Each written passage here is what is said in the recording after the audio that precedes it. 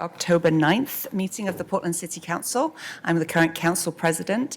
Mayor Wheeler is in Copenhagen representing the city at the climate conference for mayors, and I appreciate that. Good morning, Carla. Would you please call the roll? Good morning, yes. Udaley. Fritz. Here. Fish. Here. Hardesty. Here. Wheeler. And City Attorney, please read the rules of engagement. Welcome to the Portland City Council. The City Council represents all Portlanders and meets to do the city's business. The presiding officer preserves order and decorum during City Council meetings so everyone can feel welcome, comfortable, respected, and safe. To participate in council meetings, you may sign up in advance with the council clerk's office for communications to briefly speak about any subject. You may also sign up for public testimony on resolutions or the first readings of ordinances. Your testimony should address the matter being considered at the time. If it does not, you may be ruled out of order. When testifying, please state your name for the record. Your address is not necessary. Please disclose if you are a lobbyist. If you are representing an organization, please identify it. The presiding officer determines the length of testimony. Individuals generally have 3 minutes to testify unless otherwise stated. When you have 30 seconds left, a yellow light goes on. When your time is done, a red light goes on. If you're in the audience and would like to show your support for something that is said, please feel free to do so with a thumbs up. If you want to express that you do not support something, please feel free to do so with a thumbs down.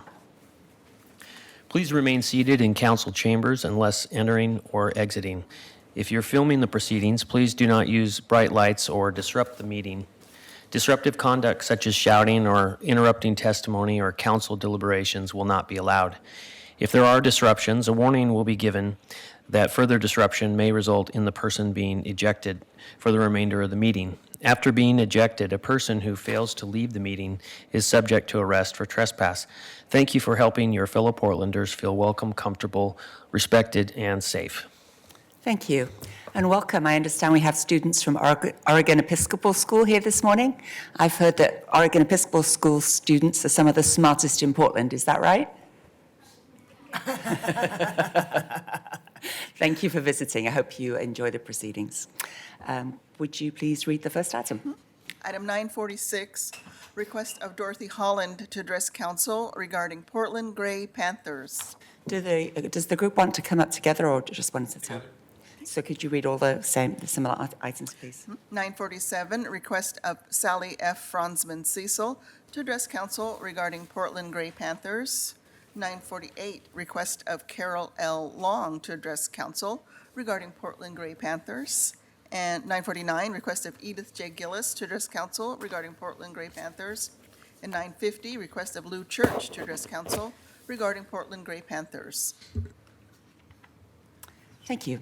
Whoever would like to start, you have 3 minutes, and I appreciate you being here. Okay, thank you. Sally Franzman Cecil, Portland Gray Panthers. Portland Gray Panthers calls on the Portland City Council to take a stand against the ongoing $2 billion expansion of PDX and air traffic to and from Portland. Failing to take a stand against such expansion lends the lie to any stated intentions on serious pursuit of a paradigm shift extensive enough to address climate emergency and consequences. We are at a historical moment in which we must dramatically scale back, if not eliminate air travel, as a driver of climate change. We must seriously be looking at transition away from air travel and toward alternative forms of transportation. We need to be dismantling airports, not expanding them.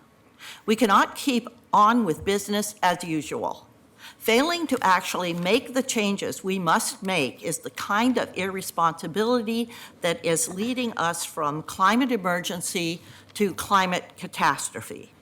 I stand with Greta and her peers in their frustration with those who will not act and act quickly. It's time to make the shifts necessary for our survival and a future for our children and our children's children. I take this personally.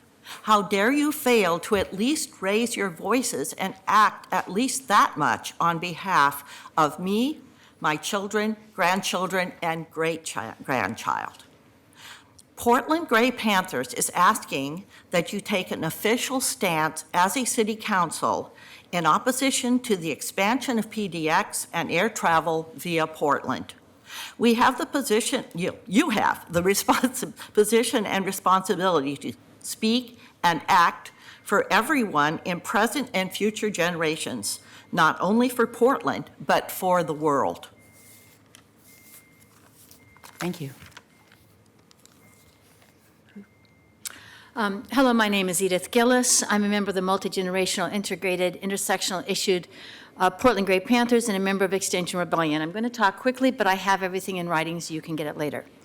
I was specifically asked by 350, Sunrise, and XRPDX to be the coordinator of medics and to staff and to organize and supply the medic tent and emergency transport for those civic heroes who would be endangered in an emergency room or hospital. I coordinated 29 medics for the Rally, March, and Festival Medic Tent. We had MDs, emergency room physicians and nurses, naturopaths, medical assistants, nurse practitioners, RNs, EMTs, wilderness first responders, lifeguards, including one in a kayak, medics, street medics, herbalists, and mental health professionals taking shifts or on duty the entire time. This included a former cop, EMT, urban, and forest firefighter who volunteers daily for over 60 years to help people who are houseless, including preparing meals he delivers to our houseless neighbors living near OMSI. We have 4 high school search and rescue volunteer first aiders. We had the loaned use of a new 2,600 AED, which is an automatic external defibrillator to shock a still heart into hopefully rebeating, that I or one of the search and rescue youth carried. I carried 4 combat-used tourniquets I could administer one-handed in 2 seconds for anyone severely bleeding from fascist truck ramming, since police consistently do not protect us from violent fascist terrorists, and police conduct prevented paramedics from getting to patients in time if needed for an emergency. In addition to our medics, there were at least 6 Portland Action medics who, like I, have the nation's gold standard of street medic 20-hour plus training from Portland's own Rosehip Medical Collective, and some have the world gold standard National Outdoor Leadership Wilderness First Responders 80-hour training as I do. Some of these RNC and PAM medics are naturopaths, RNs, EMT, and 1 midwife. PAM street medics also provided security and were ready to immediately care for pedestrians hit or run over by fascists, as the fascists bragged online they do, and the Portland police did not block Southwest Jefferson or Southwest 4th and Southwest Madison to prevent. Since my medics were dedicated to the climate strike, other PAM street medics also went to ICE, where Portland police were using pepper balls and pepper spray against nonviolent pedestrians, fulfilling our civic duty to protect and serve the people of Portland and to uphold our constitutional rights and duties. Our presence was intended to calm and comfort people, preventing trampling and to reduce police violence. We assisted people who fell and gave help to prevent others from falling on the muddy slopes. We passed out Band-Aids, including for fixing an electrical soundboard, water, electrolytes, food, and wipes. We were ready to do river rescues and to assist people with heart failure, low blood sugar or diabetic shock, anaphylactic shock, bullet wounds, or life-threatening injuries from head and brain injuries and loss of limbs from police and other fascists hitting them with vehicles or pipes or batons, and third-degree burns from police illegally using weapons they've used before. September 20th, I and at least 5 others treated for injuries caused by police using illegal chemical weapons against unarmed law-abiding citizens with pepper spray canisters held within 1 or 2 inches of the eyes, sprayed directly and purposely into the eyes of nonviolent, helpless, law-abiding citizens. Thank you. And One if of you my could send patients us, is thank you very worried much. the Your kids. time is up, and if you could send us the rest, that'd be great. Thank you. Excuse me, Madam President. I have a question. May I? The ICE protest that you spoke of, what was the date of that protest? This was all September 20th. We Of had to this split year? up our medics to take care of Portlanders who were harmed by Portland police in 2 I'm sorry, locations. was that September 20th of this year? Yes, Thank you. during the climate strike. The same day as the climate strike. I look forward to getting your written testimony. Thank you. Thank you, Commissioner. Mr. Church? Good morning. I'm Lou with Portland Gray Panthers. First, I want to thank Sally and Edie as Panther stalwarts today, speaking for social justice. On the national level, now that we finally have arrived at impeachment of Donald Trump and his gang of crypto-fascist munchkins, it may be useful, given 3-minute warning, to see if there's a common thread between white supremacy, the proposed diversity equity code changes put forth by the Civic Life Office, the need for sensible gun laws, the current Portland State Roger Stone, Philip Arola, Proud Boys controversy, and whether housing and houselessness in our city permeate or color some of these social justice issues. Nationally, Panthers absolutely do support impeachment. The 4th impeachment in U.S. history is badly needed. Panthers also support sensible gun laws to ban assault weapons and ban high-capacity magazines. We support the Walmart boycott to end gun violence. Panthers support housing and houseless in our city, and we support diversity and equity code changes by Commissioner Udaley and Sucree. There appears to be an unspoken connection between our housing emergency and code change pushback by landlords, condo owners, and other affluent forces. I recently spoke with Walt Weiler, current DNA president, Downtown Neighborhood Association. Walt, while basically physically handling every body part but except grabbing a person's crotch, Walt was forthright in stating that as DNA president, he is also a millionaire and a proud condo owner. Walt Weiler added that he bought his Wilsonville company with 40 workers, sold it with 150 workers, and pocketed a handsome profit. Bully for Walt Weiler. And he also opposes the code changes.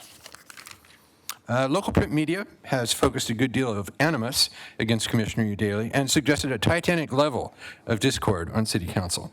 On houselessness in particular, we see a division between the excellent leadership of County Chair Deborah Kafori, together with housing nonprofits like Reach, versus the Let's Do Something Now business sector via Homer Williams, Tim Boyle, and Jordan Schnitzer. Deborah Kafori, like Joanne Hardesty and many others, is right to insist Wapato jail is no solution. The question may be asked, democracy for who? Is Estados Unidos simply Donald Trump's banana republic propped up by the National Rifle Association? Is Portland, Oregon simply a haven for condo-crazy millionaires like Walt Weiler? If we take 18 months more to write a code that values affluent white folks on equal footing, is that really a democracy of, by, and for the people, as Abraham Lincoln insisted? Gray Panthers believe we need to take back our communities and our country from those who are unduly focused on profit, graft, and greed. Perhaps Elizabeth Warren has said it best going forward. We need a plan for that country, a country of equity and inclusion. Thank you. Are your other two speakers not here? Dorothy wasn't able to come, and Carol had a family emergency in Coos Bay, so there's three of us. Thank you, Amanda. Thank you for being here. Got all that? We don't have a consent agenda today, partly because there isn't one, and partly because we need 4 people to pass on a consent agenda. So we will move straight into the time certain. Would you please read it, Carla? Madam President? Yes. Looks like we're a couple minutes early for the Oh. time certain. May I suggest we just take up the second reading first? That's a very good idea. Would you please read the second reading item? Thank you, Commissioner Fish. Item 952, amend the future street name of Southwest Northgate Court to South Elysium Place, and amend the future street name of a portion of Southwest Buddington Street to South Elysium Avenue. Thank you. We already had a hearing on this matter. We are still 2 minutes ahead of time, so make very long speeches as you vote on this, please. Would you please call the vote? Yes. Fish? Well, some people ask us, what is a second reading? Keep going. It means we took this up last week, and now we're voting on it this week. And I don't remember any controversy surrounding this, so I'm pleased to vote aye. Aye. Hardesty? Let me just say, this will be another Portland street name I can't pronounce, but other than that, there was no controversy around this particular issue. It is wonderful when community come together with government and all agree on something that comes in front of us. And so it is with pleasure that I vote aye. Fritz? May I just thank my esteemed colleagues here. The reason that I asked them to make speeches on this, where normally we would just say aye, is because by rule we cannot start the next item until 9:45. And so I'm continuing to check my phone, and I think we are very much close to there. So with that, I vote aye. The item is adopted. Thank you. And please read the time certain item. And Madam President, let me tell you, it is 9:45. Thank you so much. This is what council working together. Looks like.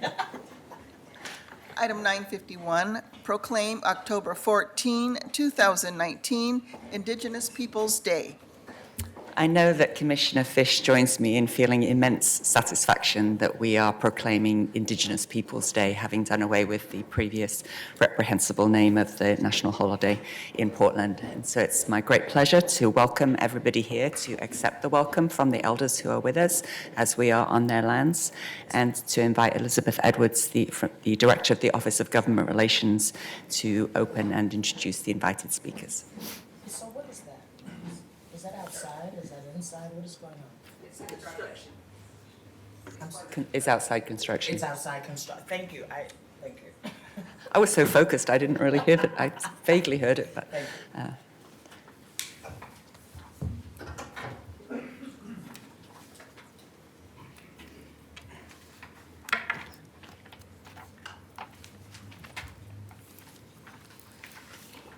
Good morning. Good morning. Pull this close, I always have an issue with that. Good morning, Commissioners. My name is Elizabeth Edwards, and it's my great honor as the Director of the Office of Government Relations to be here today with this esteemed panel celebrating Indigenous Peoples' Day in advance of October 14th. This year, and I'll keep my remarks short because it's really about what our panelists have to say. But this year, I want to note that the proclamation is centered on the role that global Indigenous populations play in climate action. While Indigenous peoples are oftentimes in frontline communities and the first to face the direct consequences of climate change, whether it's rising sea levels or impact on access to once abundant food sources, Indigenous peoples are also key components, key activists in climate mitigation and adaptation. And today, we've brought forward this distinguished panel to share some testimony about their efforts, about not only raising visibility of Indigenous people, but also to discuss the value of respecting Indigenous rights and the role that Indigenous people play in the fight against global climate change. So with me today, I'm joined by Mr. Felix Chuma. Mr. Chuma is from Ecuador. He's Quechua Inca and Cañari. He's a member of the National Confederation of Indigenous Nations of Cañari, and while in Ecuador, he was part of the Natural Resources for Conservation. While in Portland, he is a member of VOS, Workers' Rights, an education project. He's an advocate for Indigenous rights and the founder of the 500 Years of Indigenous Resistance. Directly to my left is Whisper Horseman Little Owl. She is an enrolled member of the White Clay people for Fort Belknap, Montana. She resides in Multnomah County and is a junior at Gresham High School. She's an ambassador for the Warrior Movement, plays volleyball at NEA, and is a jingle dress dancer. And in her abundant spare time, is an activist and community organizer for Indigenous and environmental rights, including climate change and missing and murdered Indigenous women and girls awareness movement. And Whisper moved to Oregon in June and has gotten immediately engaged in her new environment and community. And last but certainly not least is Macarusa Porotasano, or Mac. On the end, he is the Multicultural Center Coordinator at PCC Sylvania and a Council of Elder member of the Pacific Climate Warrior Global Team. He serves as one of 2 members who represents the Pacific diaspora. Mac is a native of Portland by way of St. John's in North Portland and is a second-generation American Samoan. Away from PCC, Mac is the chair of the Samoan Pacific Development Corporation, a 501c3 organization for Samoans in Oregon. So with that, I am going to turn things over to Mr. Chuma, and I believe we have a translator as well for his comments.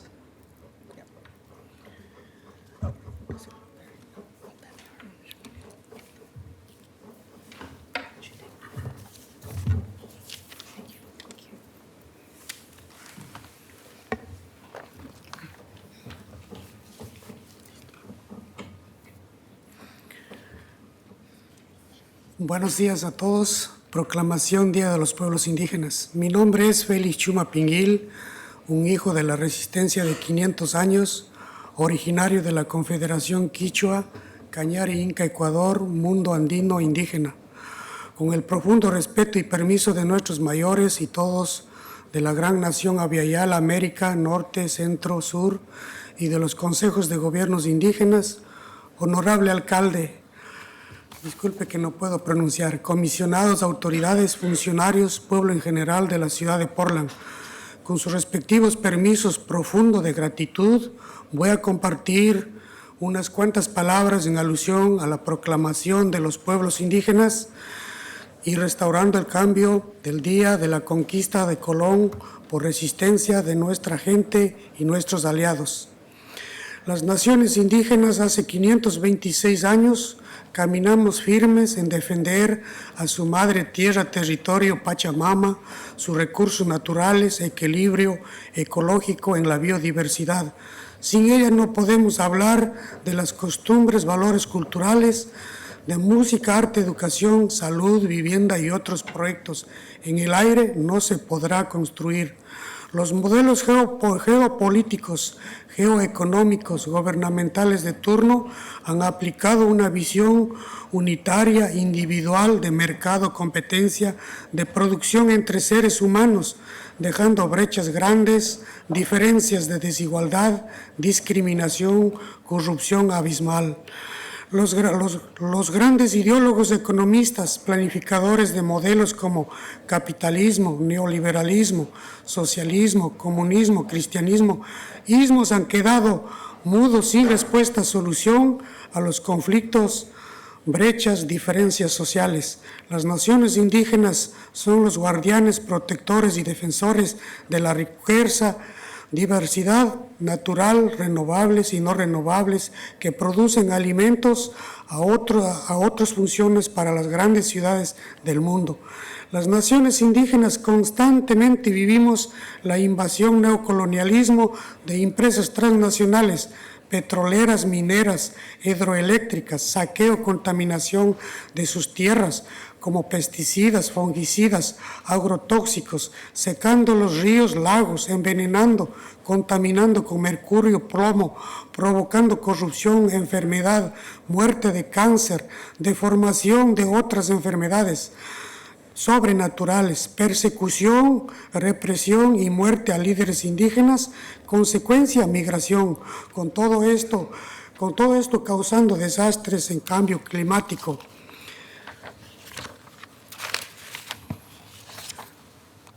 Nuestro planeta de las naciones indígenas, nuestro planeta de nuestras naciones indígenas, resistimos y unos sobrevivimos como yo, los masacres, atropellos, robos, violaciones, muerte, 90 millones de seres humanos del norte al sur, todos los restos que no hay manera de tener un conteo exacto. Es el exterminio, genocidio de la humanidad más grande de la historia y de la Segunda Guerra Mundial. Gracias a la lucha profunda de nuestros hermanos y hermanas, padres, madres, abuelos, que defendieron con su vida la práctica y la ceremonia sagrada de los pueblos indígenas, fuimos masacrados, perseguidos por la iglesia, gobernantes, la muerte de miles de indígenas. Esto es el costo de hoy en marcha. Somos una cultura que tiene para aportar y proteger la tierra y la especie humana. La OIT, el Convenio 169, la ONU, la OEA y la Declaración Internacional de los Derechos de los Pueblos Indígenas. La declaración reconoce el estatus distintivo e importante de los pueblos indígenas, sus experiencias, su historia común y espiritual universal que sustenta su texto. La declaración es una afirmación de derechos humanos internacionales aceptadas y también expresadas, aspiraciones nuevas y no vinculantes. Hoy, la declaratoria es un instrumento internacional más completa sobre los derechos de los pueblos indígenas. Establece un marco universal de estándares mínimos para la supervivencia y la dignidad y el bienestar de los pueblos indígenas del mundo. El elaborar los estándares de los derechos humanos existentes y las libertades fundamentales que se aplican a la situación específica de los pueblos indígenas. Señor alcalde, a todos los concejales de la ciudad de Portland, el estado de Oregon, en reconocimiento a esta bella ciudad, reconocida como la ciudad santuario, le pido que, aunque el gobierno nacional de los Estados Unidos actual no reconoce la Declaratoria Internacional del Derecho de los Pueblos Indígenas, estoy ante usted hoy peticionándole que el gobierno local, que desde esta apertura de la proclamación del Día Indígena, la importancia a presionar a nivel nacional y caminar en la resistencia de todos los pueblos indígenas del mundo con la Declaratoria Internacional de Derechos de Trabajar para acuerdos con los cambios climáticos. Por último, los invito a una conferencia, ceremonia para nuestras comunidades de 500 años de resistencia de las naciones indígenas. Se realizará el día 12 de octubre a las 4 de la tarde a las 8 de la noche en esta misma jurisdicción de la ciudad de Portland y en el atrium del primer piso. Gracias por la oportunidad de servir a mi comunidad y gracias por su tiempo y atención. Gracias. My name is Felix Chumapinghil, and I'm a son of 500 years of indigenous resistance. I'm originally from Canaria, Quichua, Inca, Ecuador, from the Confederation of the Andean Indigenous World, with the deepest respect and permission of my and our elders and all of the great nation of Abyala, America, North, Central, South, and all of the government councils. Your Honorable Mayor Ted Wheeler, commissioners and city officials of the city of Portland, with respect and deep permission, I will share a few words in allusion to the proclamation of restoring change through Indigenous Peoples' Day of the conquest of the colonization by resistance of our people and allies. 526 years ago, the indigenous nations walked steadfastly in defending Mother Earth's territory, Pachamama, and its natural resources, and the ecological balance and biodiversity. Without it, we cannot talk about customs, culture, values, music, art, education, health, housing, or other projects. The geopolitical, geoeconomic ruling models have applied a single unit view of the market for production and competition between human beings, leaving large gaps of inequality and discrimination and abysmal of corruption. The great economics ideologues of planners of models such as capitalism, neoliberalism, socialism, communism has muted without answers nor solutions to conflicts and gaps of social differences. The indigenous nations are the protective guardians and defenders of renewable and non-renewable natural biodiversity, wealth that produce food and many other functions for the great cities of the world. Indigenous nations consistently live the neo-colonial invasion of transitional oil mining, hydroelectric companies looting contamination of lands with pesticides, xerotoxic fungicides, drying up our rivers, lagoons, poison contamination with mercury, lead, causing corruption, death, cancer, and deformities, and other diseases. The natural repression and death of indigenous leaders is a consequence of migration, with all this causing disastrous climate changes for our planet. Indigenous nations resist and some survive, as I have. Some have survived massacres, abuses, robberies, rapes, deaths, 90 million human beings from north to south, and all that remains, that is no way to have an exact count, is the extermination and genocide of the greatest humanity in history and the Second World War. Thanks to the deep struggle of our brothers and sisters, mothers and fathers, grandparents and grandmothers who defended with their lives the practice of sacred ceremonies, the indigenous were massacred, persecuted, and rulers of the death of thousands of indigenous people. This is the cost that is still going on today. We're a culture that has to contribute and protect the earth and human species. The Declaration recognizes the distinctive and important status of indigenous people, the Declaration of International Right of Indigenous People, I apologize.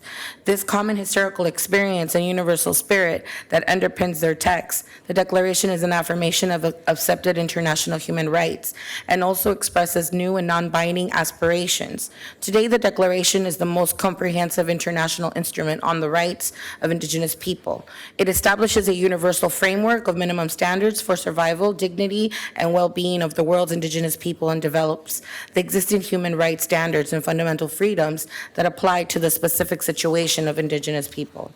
Your Honorable Mayor Ted Wheeler and commissioners of the City of Portland, in recognition to the city of this city recognizes, recognition of this city as recognized to be a sanctuary city, I ask that although the current national government of the United States does not recognize international declarations of our rights, I'm before you today petitioning the local government and international declaratory rights of indigenous peoples to be recognized in the city of Portland throughout the state of Oregon. It is recognized internationally, and it's important to press and put pressure nationally through walking through the resistance with all the indigenous people of the world, an international declaration of rights, and to continue to work harder for agreements for global and local climate change. Finally, I would like to invite you to a conference and ceremony for 500-year Indigenous Nations Resistance Community. This event will be held Saturday, October 12th from 4 to 8 here at Portland City Hall at the atrium on the first floor. Thank you for the opportunity to serve my community, and thank you for your time and attention. Thank you both.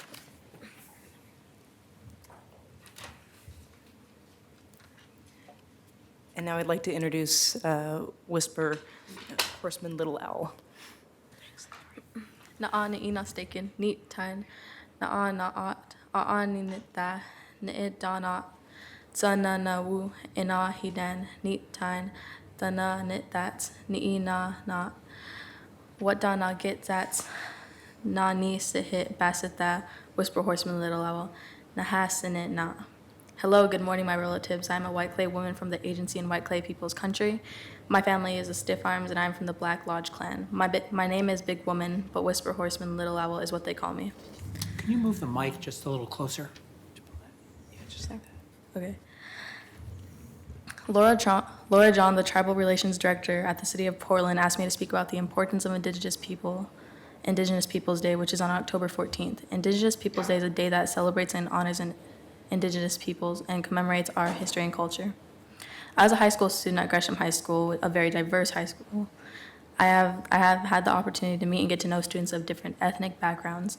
I noticed that no one mentions Native people. I asked around, are you Native or do you know anyone Native? Those questions led to the fact that no one knows about reservations or that Native people still existed. When I told my friends I was Native American, I got asked questions like, do you still live in teepees? Or they would say, I have never met a real Native American before. And some people were even surprised to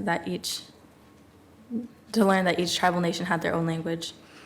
It's crazy to think that so many of my peers have a common misconception about Native people, but yet they live so close to reservations and a vibrant local urban Native community. Because of the built colonial system at play, our tribal histories are not being taught in completion.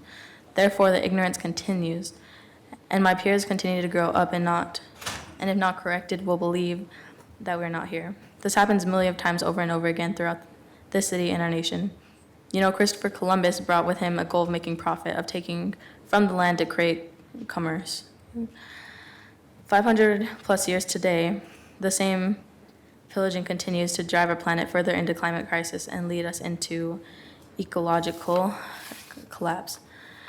Examples include Standing Rock and the Dakota Access Pipeline, KXL Pipeline happening right now that's threatening my tribal sacred sites, Navajo Nation and the urban mining, uranium mining and coal plants equals cancer and diseases amongst the Navajo Nation. California dams how they destroy salmon runs to the point where they don't exist in rivers, and here locally our air, rivers, ecosystems, and are threatened on the daily. Indigenous people have known about climate change for generations. Climate change is just another symptom of colonization.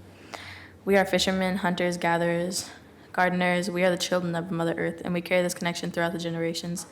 Even now in a modernized community, the increase of fossil fuel usage in transportation, manufacturing, and even communications is not only has a huge impact on Indigenous people, but for everyone in the world. Indigenous people rely on Mother Earth for everything. Actually, everyone needs clean air and water to live. We all need to protect everyone's sacred lands for our existence and for the generations to come.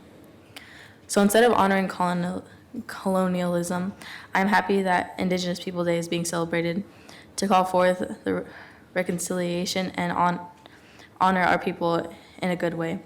We are being responsible when we acknowledge how colonialization has and continues to impact Indigenous people, especially when it comes to climate change.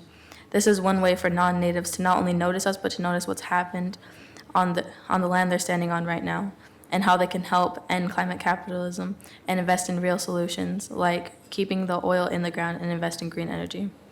I was happy to actually meet the mayor of Portland, Ted Wheeler, in person when my friends and I marched during the International Global Climate Strike after we were invited to City Hall to meet with Laura John and others. We asked Laura if we could meet the mayor. She asked him, and he graciously accepted our ask and came and met with us and took pictures. That really meant a lot to me. Thank you for acknowledging my people and all Indigenous people today. It feels good to be seen and heard. Thank you as well for acknowledging our Mother Earth that we all share and should live in peace. My people once said the Creator created life. He gave men two gifts, water and woman, and promised life would prevail on Mother Earth, given these two significant related gifts.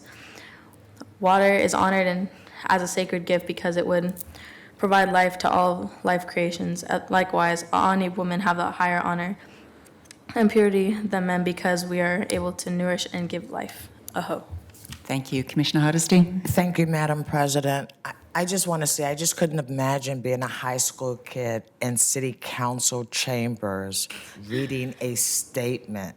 I just want you to know how proud I am of you and that I'm saving a seat for you. So when you get out of school, you should come and take this seat, okay? Thank you. Thank you. I also wanted to comment, I'm glad that the legislature passed a law that from now on, public school students will be taught Indigenous history and to honor the Native peoples. So I'm glad that you'll be the last class to graduate without having had that essential information. Thank you for educating in the meantime. Last but not least is Mac Portorosano. Thank you. Talofalava and greetings from the Pacific. To our indigenous stewards, ancestors, and protectors of these lands, you are not alone. Our ocean, our Vasa, connects us in ways only our stories can understand. Your resiliency is an inspiration to our collective movements in the Pacific, and we will continue to fight for your peace and justice. Distinguished commissioners, thank you for the opportunity to share these words from the Pacific. A Samoan proverb says, "E palale ma'a, ale palale upu." Rocks will rot, words will not. And in the spirit of Samoa and the ocean family, I trust that my words shared today will stay with you. In the Marshall Islands, there is a proverb that says, "Many drops of water together make up the ocean. Many grains of sand make an island." A recognition that it will take collective efforts to accomplish a great feat. On September 20th, millions of drops of water created an ocean for climate justice. Our indigenous people's stories took center stage. Though our community or indigenous community numbers were not the largest, I'm reminded of the words of Epeli Hau'ofa, who reminds us that we should not be defined by the smallness of our islands, but by the greatness of our oceans. Today, another ocean is needed to create a future for my people. If we do not take swift action now, our islands will continue to sink underwater. Young children in Kiribati are building seawalls to keep seawater from flooding their homes and crops. The Marshall Islands is forced now to look at adaptation practices to build ground levels higher, which would cover grave sites, historical markers, their history. Fiji and the Mariana Islands face constant tropical storms that grow stronger every year, and the desecration of our ocean life is killing the natural food resource for our people. As you develop climate plans, we ask that you strongly take into consideration the following: divestment from fossil fuels and supporters of fossil fuel industries, an investment to clean 100% renewable energy, to keep climate polluters out of climate talks, and to take into consideration indigenous perspectives as a means for climate navigation.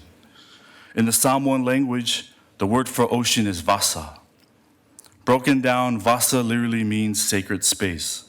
When people gather and ideas collaborate, we create ocean.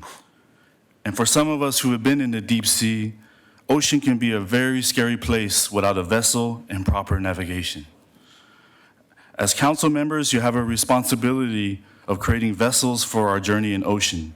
And when we are in sacred space, I hope you will look at indigenous peoples for navigation. Our Pacific people are not idle in ocean. We are navigating the vessel to solutions. The country of Tokelau is the first country to be powered by 100% renewable energy. My island of Ta'u is also powered by 100% solar energy. Our youth are mobilizing and engaging in climate negotiations all over the world. Fiji was the president for the Conference of Parties 2 years ago. And Council, I'm here to say that our people are not drowning, we are fighting. As we look into a proclamation and recognition of our people, I ask that you not look at it as a day, but a right for our people to survive and to prosper, and a recognition to see our people and our narratives as solutions for our many climate problems. I wish you well in the upcoming task ahead, and thank you in advance for being a drop in our ocean. Soifua. Thank you. Thank you. Council, this concludes our presentation. Just a few comments before remarks and the proclamation. This is the fourth year that the city has had has celebrated Indigenous Peoples' Day. Last year and in prior years, we had really focused very locally. This year, you can tell that there is a global focus with fantastic representatives as part of our Portland metro area community, but with ties all around the world, because we're truly in a moment of global crisis. And we have a lot to learn from Indigenous peoples and to celebrate Indigenous peoples. I would also be remiss if I did not share regrets from Laura John, our Tribal Relations Director, who is currently up in the Spokane area for the Affiliated Tribes of Northwest Indians conference. Otherwise, she would be here today, but I'm proud to be here in her stead, with tribal relations being a key component of the Office of Government Relations work. So with that, I'll conclude my remarks and thank the council for their time. Elizabeth, just a protocol question. I think we have it, pardon me? I was just recognizing you. Thank you. I believe we have at least one elected official in the room. Could you identify that person? Representative Tana Sanchez from North Portland is currently with us today. Could she stand so we can recognize her?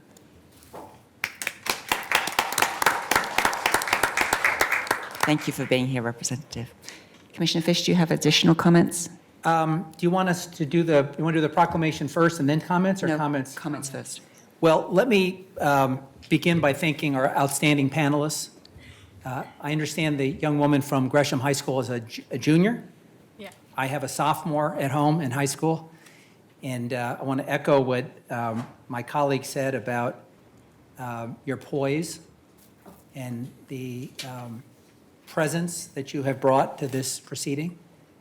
And I get to see a lot of kids from high school, and not many of them have your level of maturity, confidence, and presence. And so congratulations to you and your family. Thank you. And we know that you'll be a tremendous advocate. And Commissioner Hardesty has offered to give up her seat on the council for you, so I think that was very gracious. That was surprising. It was a little surprising to me, but certainly very gracious. So thank you to the panel. I want to acknowledge Laura John, who is not with us, but Commissioner Fritz and I, over the years, fought for that position. There was some controversy over whether we would have a tribal liaison. There was some controversy about how we would pay for it. Laura has done an absolutely outstanding job helping us connect not only to the recognized tribes, but to urban Indians. And I'll just give you one example, because much of her work goes unheralded. It's behind-the-scenes work. But the city is embarking on some salmon sanctuary work to protect salmon in Tryon Creek. It turns out there are lots of overlapping interests among tribes and urban Indians. Laura took the leadership role in reaching out to folks and gauging their level of comfort with our project, getting feedback, and ultimately developed a consensus among all the tribes in support of the work we're doing to restore habitat and protect salmon. It's really been the missing piece, one of the missing pieces in our city's outreach. And we have to remember that the recognized tribes are sovereign governments. And this is not just a gesture on our part. They are a legally recognized part of our government. And we have not had, until recently, high-level contacts on a regular basis where we've able to engage our partners, talk about long-term plans, show the respect that this body needs to show to Indigenous people. So I want to thank Laura. I also want to thank all the people that are here today who took time to join us. This is an unusual council meeting in that this is the event. This is it. Once we're finished with this, we'll take a break, and it'll be the shortest council meeting on record. But each of you took time to come here and to support this panel and to make a statement, and I want to thank you. I look forward to hearing the proclamation, but the commitment you have from me in the work that I have the honor of doing, both through the Parks Bureau and through the Bureau of Environmental Services, is that we will continue to consult very closely with our Native American partners and allies and friends so that we get it right. Thank you all very much, and I look forward to hearing the proclamation. Commissioner Hardesty. Thank you, Madam President. I want to also appreciate that we are here at this time in this moment. In 2015, the first resolution was passed. And every time I am I'm honored to be part of a Native American event, I am reminded of the 7-generation approach that the Native community honors. And so even though we are new with this resolution and building these relationships, I understand that what we're building for is 7 generations from now. And what we're building for is to ensure that everyone has a deep understanding of not only Native cultural history, but quite frankly, all the history that's not white in America, because most of us are taught white history, but we're not taught the other parts of history and how they are vital to the vibrancy of America. And so I am so pleased to be here today. What a great day to have all these little ones upstairs. By a show of hands, how many people have learned something today by being in this chamber? Panel, you should be proud. Just about every hand up there is up. I applaud your work, and we have a lot more to do, but we're having an impact because this generation, they just learned something. Thank you for being here. Thank you, each of you, for taking time to be here and for your wisdom and your kindness. I was born and raised in England. My people have been part of the problem for centuries, and I'm sorry. I'm sorry for the impact that the European invaders had on your peoples throughout the world. And therefore, it's my responsibility to help fix it. And one of the things, the many things that I have learned from Indigenous people here in Portland is the value of doing things right and taking the time to do things right. Cynthia Castro, one of my senior policy advisors, is working with Tribal Director Laura John to identify an appropriate land acknowledgement statement. And you'll hear in the proclamation that we have a reference to peoples who were here before us, but it doesn't identify the particular tribes and bands that were part of the culture here over many millennia. Because we're taking the time to engage native tribes in the research to make sure that we don't rush headlong into something that is, in fact, again, not right.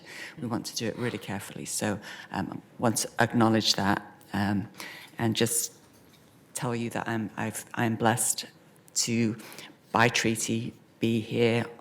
And my seat's open next year, by the way, to be here honoring the legacy that your peoples have given us and to help now move forward together. Thank you, Representative Tona Sanchez, for your work in the legislature, your groundbreaking work and your partnership. And indeed to the public school teachers and the private school teachers who are going to, from henceforth, be teaching Indigenous history as specified by Indigenous peoples. And so we're making some progress. So, colleagues, what I'd like to do, I'm going to read the proclamation, and then I'd like to take the photograph. We have lots of Indigenous people here today. If you'd like to come up and be part of the photograph, that would be great. And then I'll adjourn after that to make sure that the cameras for the folks at home capture everything, okay? Whereas the City of Portland recognized that the Indigenous people of the lands that would later become known as the Americas have occupied these lands since time immemorial. And whereas the city recognizes the fact that Portland is built on the homelands and villages and traditional use areas of many tribes and bands in this region, without whom the building of the city would not be possible. And whereas Indigenous Peoples Day was first proposed in 1977 by a delegation of Native nations to the United Nations-sponsored International Conference on Discrimination Against Indigenous Populations in Americas. And whereas the United Nations Declaration on the Rights of Indigenous Peoples, known as the Declaration, recognizes that Indigenous peoples have the right to maintain and strengthen their distinct political, legal, economic, social, and cultural institutions, while retaining their right to participate fully, if they so choose, in the political, economic, social, and cultural life of the state. And whereas Article 29 of the Declaration recognizes the right of Indigenous peoples recognizes that Indigenous peoples have the right to the conservation and protection of the environment and the productive capacity of their lands or territories and resources. And whereas Indigenous peoples are carriers of ancestral knowledge and wisdom about biodiversity conservation and are experts in protecting and managing 80% of the world's biodiversity. And whereas on October 7th, 2015, Portland City Council passed a resolution resolving that the City of Portland shall recognize Indigenous Peoples Day on the second Monday of October. And whereas the 2019 Indigenous Peoples Day shall be used to reflect upon the value of looking to Indigenous peoples to help inform the city's climate action strategies and declarations. Now, therefore, I, Portland Commissioner Amanda Fritz, Council President, on behalf of the Ted Wheeler, the Mayor of the City of Portland, Oregon, the City of Roses, do hereby proclaim October 14th, 2019 to be Indigenous Peoples Day in Portland, and encourage all residents, businesses, organizations, and public institutions to observe this day by reflecting on the ongoing struggles of Indigenous peoples on this land, and to celebrate the thriving culture and value that Indigenous peoples add to our city.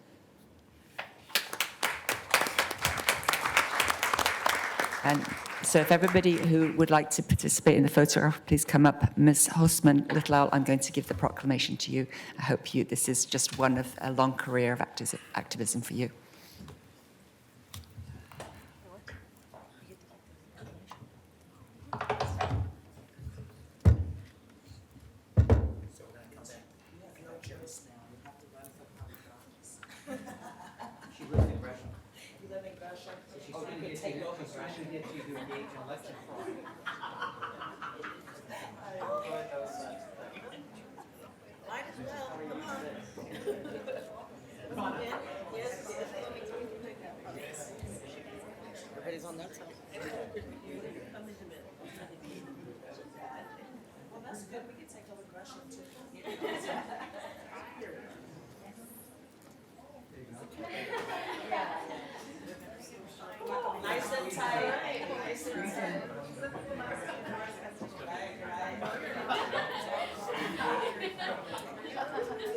Can we get some folks down in the front so we can all get in?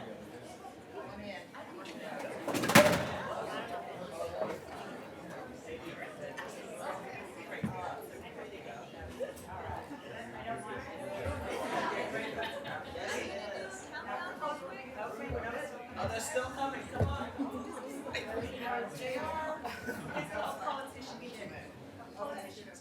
When you take your photographs,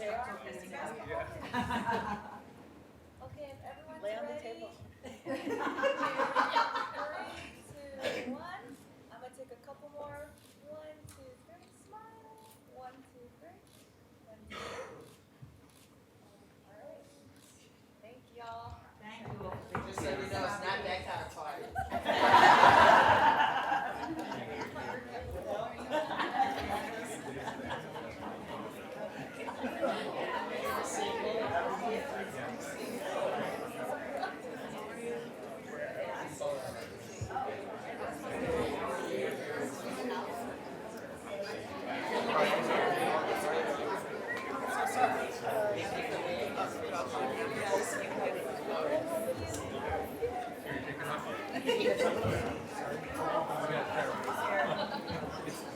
Since there is no further business, this meeting is adjourned.